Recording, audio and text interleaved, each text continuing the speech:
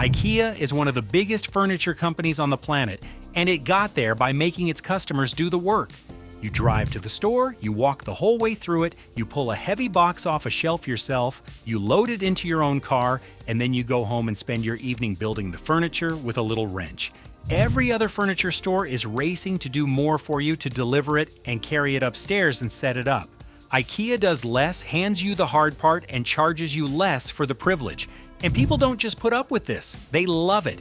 IKEA has some of the most loyal customers in all of retail, and they leave feeling like they got a bargain, not like they got used. So the interesting question isn't why the furniture is cheap, it's how a company convinced millions of people to happily do a job that every competitor pays staff to handle and to thank them for it afterwards. The answer has almost nothing to do with furniture and everything to do with a system hiding behind the price tag. It started in a remote part of Sweden in the 1940s with a 17-year-old named Ingvar Kamprad. He'd been running little businesses since he was a kid, buying things cheaply in bulk and selling them on for a profit, first matches, then pencils, riding around on his bike. That habit of hunting down cost and cutting out the middleman was the thing IKEA got built on. Kamprad never wanted to sell expensive furniture to rich people.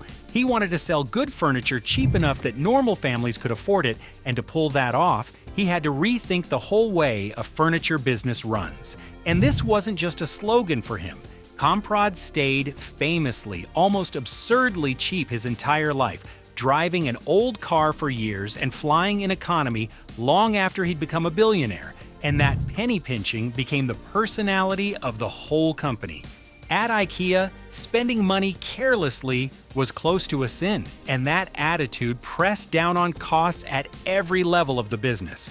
The big break came by accident in 1956. Back then, IKEA mostly sold furniture by mail, and shipping big assembled tables was a nightmare because they were bulky and expensive to send and kept getting smashed up on the way.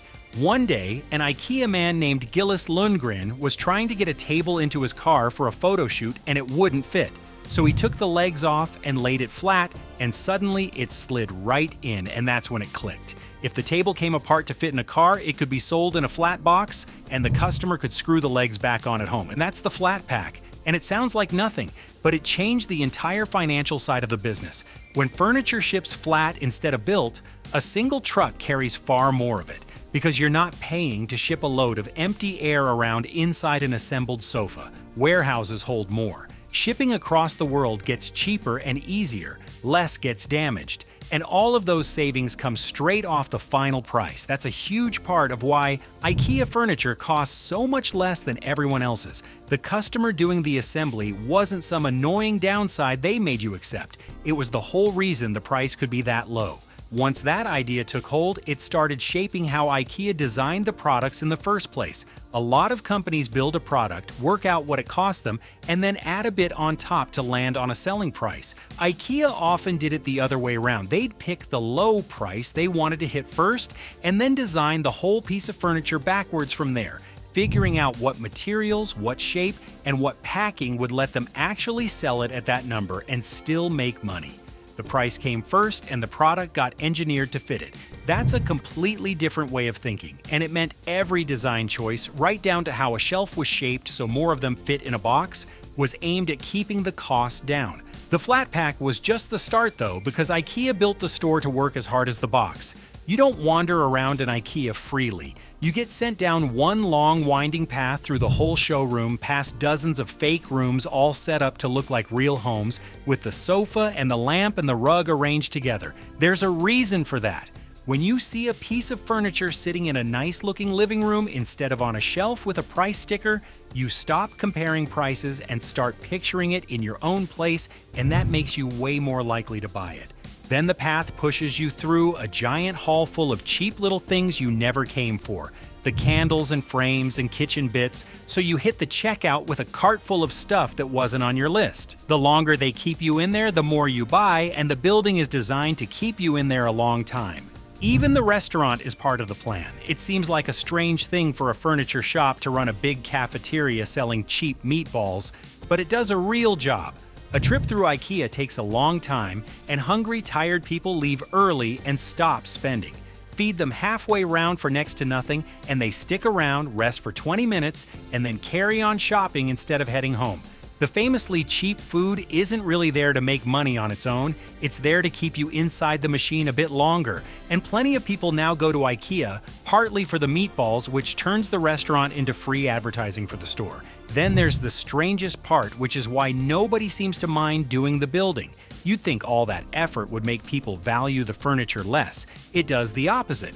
Researchers actually studied this and named it the IKEA Effect. And what they found is that people put a much higher value on things they made themselves.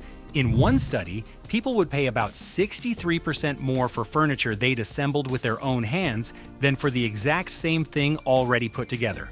When you wrestle with that wrench for an hour and finally stand back and look at the shelf you made, it stops being a cheap box from a shop and turns into something you're a little proud of.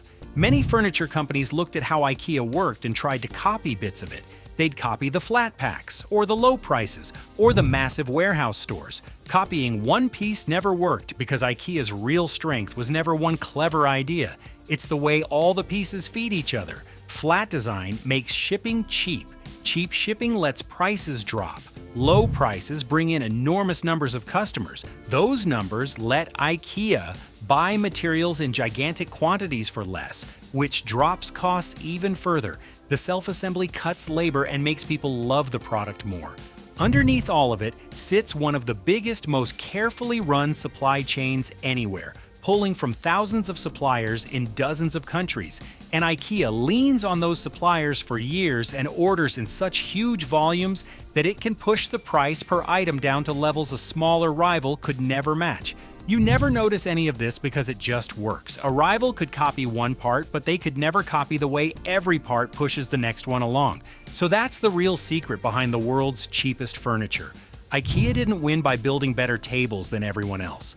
It won by redesigning everything that happens before the furniture ever gets to your living room. From how it folds flat, to how it's priced, to how it's shipped, to how the store is laid out, to who does the final assembly.